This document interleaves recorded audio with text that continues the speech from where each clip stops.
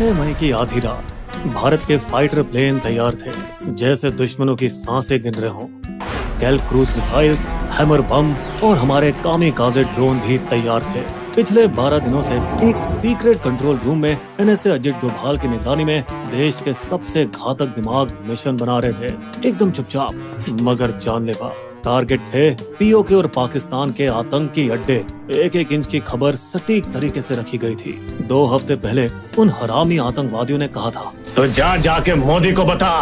लेकिन अब प्रधानमंत्री का जवाब साफ था, देश की बेटियों के संदूर की कीमत तुम्हें चुकानी होगी पाकिस्तान। एक मिशन उन भारतीय महिलाओं के बदले और न्याय के लिए, जिनके पहलगाम आतंकवादी हमले में सुहाग उजड़ गए। ऑपरेशन सिंदूर, वायुसेना, नौसेना और थल सेना का ऐसा जोड़ जो दुश्मन को उसके सपने में भी दिखे और उसकी नींद उड़ा दे।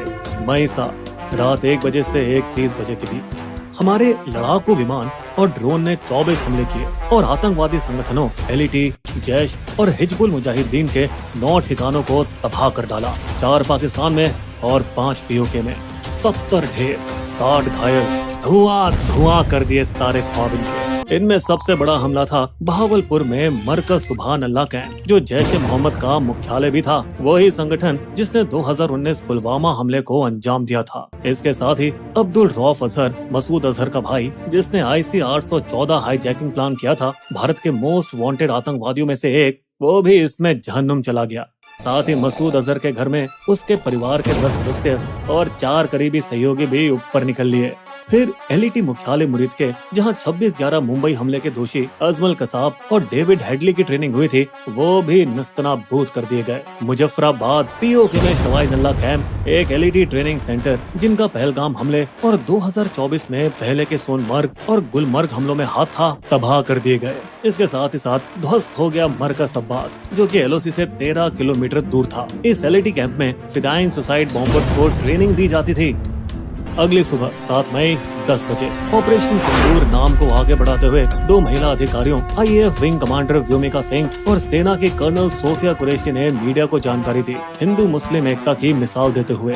हमारी कर्नल सोफिया अकेली शेरनी थी, जिन्होंने फोर्स 18 में भारत की कमांड संभाल रखी थी, जहां बाकी देशों की फौज मर्द चला रहे थे। वही नवंबर 2020 में विंग कमांडर व्योमिका सिंह ने अरुणाचल में एक जानलेवा रेस्क्यू मिशन को लीड किया, जहां मौसम बेरहम था और ऊंचाइयों से भरा था। फिर भी सब झेलते हुए उन्होंने वहां काम किया।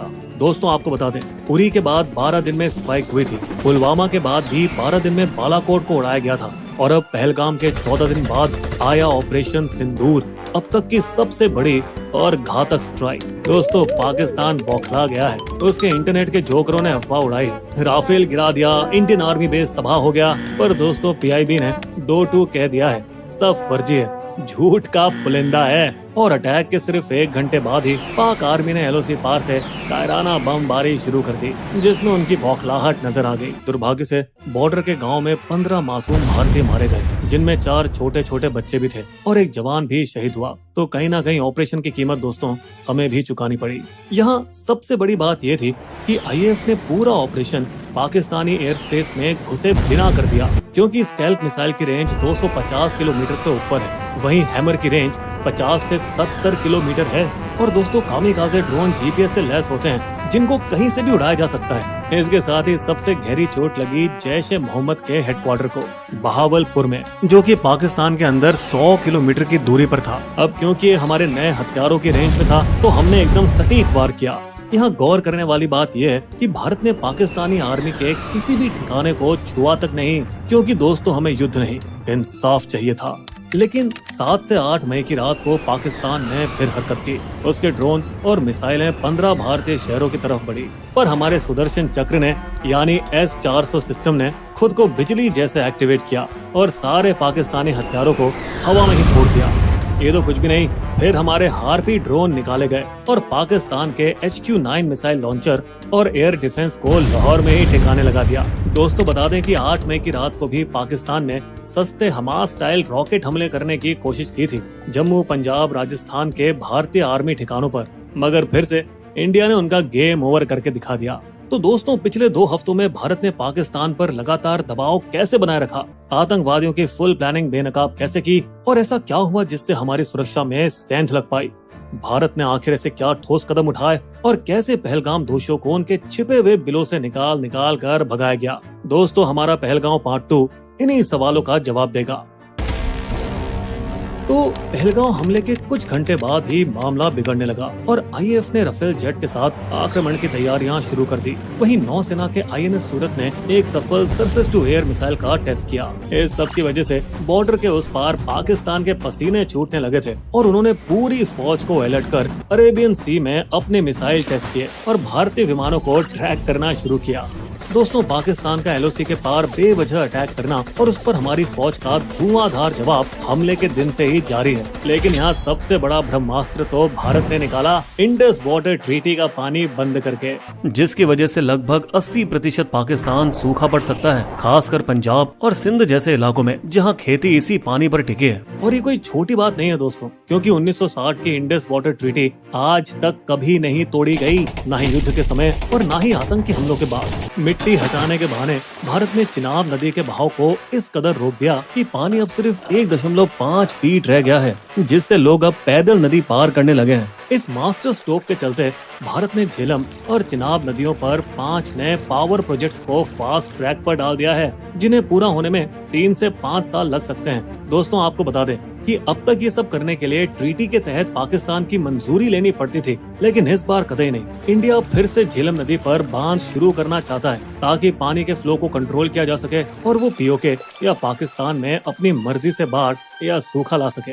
बता दें कि भारत में रह रहे पाकिस्तानियों को वापस घर भेज दिया गया है और बाघा अटारी बॉर्डर भी सील कर दिया गया है। इतना सख्त रवैया अपनाया गया है कि एक सीआरपीएफ जवान को बर्खास्त तक कर दिया गया जब उसने एक पाकिस्तानी महिला से शादी की बात को छुपाया था। दिल्ली में पाकिस्तानी एम्बेसी में जो भी फौजी अफसर थे सबको वापस भेज दिया गया और भारत ने अपने 25 अफसर भी इस्लामाबाद वाली एम्बेसी से वापस बुला लिए। इस पर पाकिस्तान ने अपना एयर स्पेस बंद कर दिया और भारत ने भी यही कदम उठाया, मगर इससे भारतीय एयरलाइनों को हर महीने 300 करोड़ का एक्स्ट्रा खर्च आएगा, क्योंकि अब उसे पाकिस्तान के आसपास से अपनी उड़ानों को मोड़ना पड़ेगा। लेकिन 2019 में पुलवामा के बाद भी उन्होंने 700 करोड़ रुपए का नुकसान उठाया था, फिर भी उन्होंने राष्ट्रीय हित में ये नुकसान हंसकर झेला था। व्यापार को बंद करने के साथ ही भारत ने पाकिस्तान के साथ सभी इम्पोर्ट और एक्सपोर्ट पर रोक लगा दी है। और अब क्योंकि भारत पाकिस्तान को दवाइयां बनाने का 60% कच्चा माल और जरूरी केमिकल सप्लाई करता था, इसीलिए अब पाकिस्तानियों की वाट लगने वाली है, क्योंकि अब वहाँ दवाइयों की कीमत 10 गुना तक बढ़ जाएगी। इसके बदले में पाकिस्तान ने 1972 का शिमला समझौता होल्ड पर रख दिया है। वो समझौता ही इतना मजाकिया है जैसे पाकिस्तान का दावा है कि वो आतंकवाद को सपोर्ट नहीं करता। इस तरफ भारत लगातार अमेरिका, चीन, रूस, यहाँ तक कि सऊदी अरब और यूएई पर दबाव डालने की कोशिश कर रहा है ताकि वे पाकिस्तान को हथियार और पैसे देना बंद करें और उसे दुनिया के सामने एकदम अलग थलग कर दें। इन सब चीजों ने पाकिस्तान में इतनी खलबली मचा दी है कि हाफिज सईद के घर के बाहर सुरक्षा बढ़ा दी गई है और स्पेशल सर्विस ग्रुप के कमांडो को तैनात कर दिया गया है। दोस्तों, बता दें कि पीओके पहले ही कई दिनों से इमरजेंसी में था, जहां 1000 से ज्यादा मदरसे सावधानी के तौर पर बंद कर दिए गए थे। वहीं चकौटी जैसे गांव में, जो सीमा से सिर्फ 3 किलोमीटर दूर है, वहां माता पिता बच्चों को अंदर बंकरों में डालकर उन्हें मजबूत किया जा रहा था। और इन सब के बीच हमारी एनआईए ने पूरा जोर लगा रखा है अपनी डिजिटल जासूसी से आतंकियों के मुजफ्फराबाद और कराची के खुफिया अड्डे ट्रैक किए हैं और खुलासा किया है कि कैसे टीआरएफ के मास्टरमाइंड कसूरी ने 2 लोकल कश्मीरी, अनंतनाग से आदिल ठोकर जिन्हें लीडर बनाया और सोपोर के आसिफ शेख को उसका साथी। दोस्तों, इनकी कहानी कुछ इस तरह है कि 10 साल पहले ठोकर बस एक पार्ट टाइम स्कूल टीचर था, लेकिन जब उसने मारे गए आतंकियों के जनाजे में जाना शुरू किया, वहीं से उसकी आंखों में जन्नत का सपना आने लगा। जिहाद में जुड़ जाओ। और बिना किसी को बताए ठोकर लीगल वीजा पे अटारी बॉर्डर क्रॉस करके पाकिस्तान चला गया और वहाँ जिहाद और हथियारों की ट्रेनिंग ली। आतंकी प्लानिंग की शुरुआत हुई थी एलईटी कमांडर फारूक अहमद और हाशिम मूसा के साथ, जो पाकिस्तान सेना के पूर्व कमांडो और हमले में भी शामिल थे।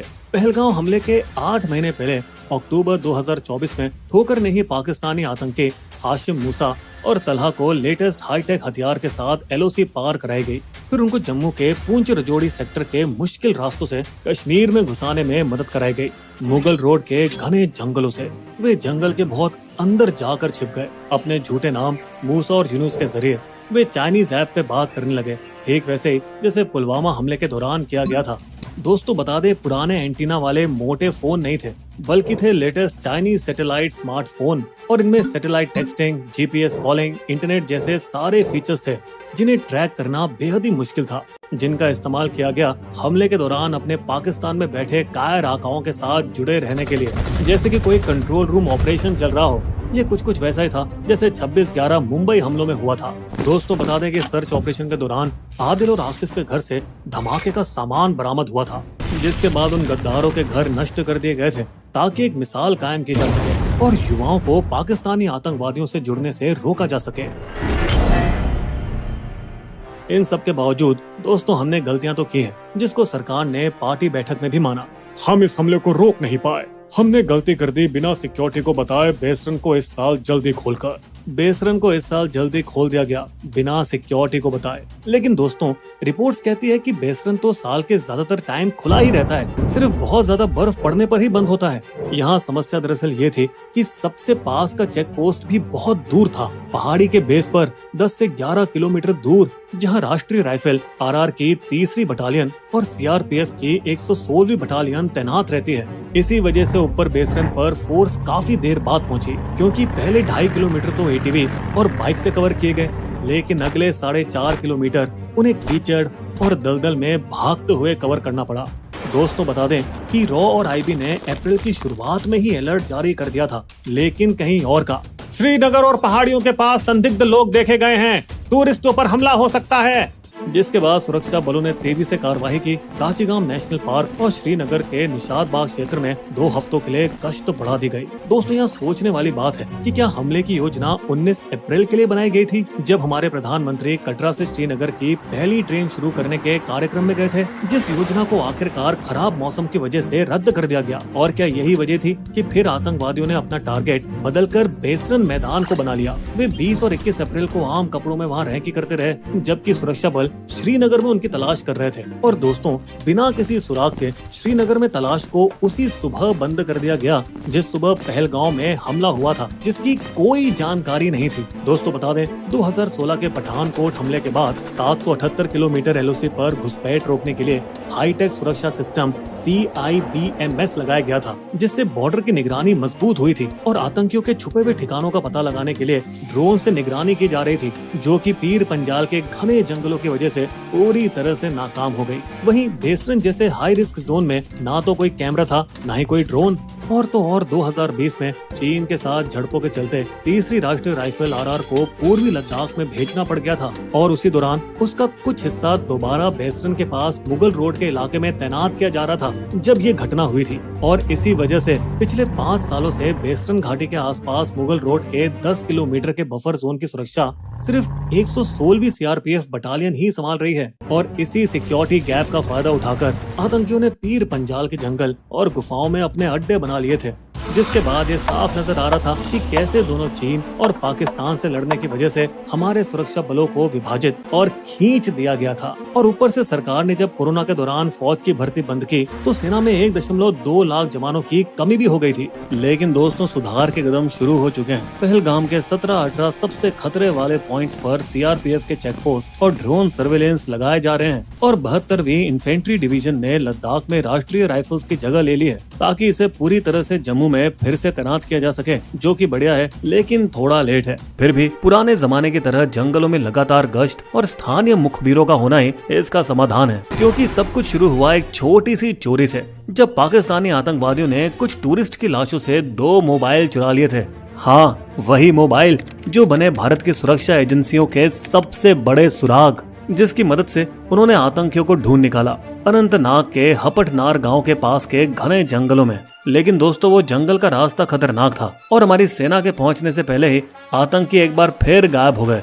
फिर कुछ दिन बाद हमारे सुरक्षा बलों ने उन्हें फिर ढूंढ निकाला और कुलगाम के जंगलों में हुआ एनकाउंटर, लेकिन आतंकी फिर से तूफान के धुएं की तरह गायब हो गए। इस बार खास बात ये थी कि पहले जैसे ये लोग गांव वालों के घर में जबरदस्ती घुसकर खाना खाते थे, अब भूखे आतंकी डिनर टाइम पर घरों में घुसकर जल्दी से रोटी चावल उठाकर भाग जाते हैं, जिससे ये पता चलता है कि कई स्थानीय कश्मीरी इन आतंकवादियों का समर्थन नहीं कर रहे, बल्कि सुरक्षा बलों को जानकारी देने में मदद कर रहे हैं। यहाँ तक कि वे मोमबत्ती लिए आतंकी हमले का विरोध भी कर रहे हैं, जो पहले कभी नहीं हुआ। इंडियन नेवी के लेफ्टिनेंट विनय नरवाल की पत्नी, जिनकी इमेज वायरल हुई थी, वह भी इनके समर्थन में आई। मुझे बस शांति चाहिए। मुस्लिमों और कश्मीरियों के प्रति कोई नफरत नहीं फैलनी चाहिए। जिस वजह से उन्हें टारगेट बना दिया गया, उन्हें ट्रोल्स द्वारा गाली दी जा रही है। लेकिन फिर यहाँ हमारी सरकार ने हिंदू मुस्लिम एकता का नेक संदेश दिया। एक हिंदू और एक मुस्लिम महिला अफसर को ऑपरेशन सिंदूर का चेहरा बना के, जो कि एक बहुत ही घातक और तगड़ा हमला था, जो अब पाकिस्तान को अगला आतंकवादी हमला करने से पहले 2 बार सोचने पर मजबूर करेगा। दोस्तों, हमें उम्मीद है कि हमले के सीधे जिम्मेदार आतंकवादियों को भी जल्द ही पकड़ लिया जाएगा। इस भारी तनाव की घड़ी में हम ये आशा करते हैं कि दोनों न्यूक्लियर देशों के बीच जंग नहीं, अमन हो।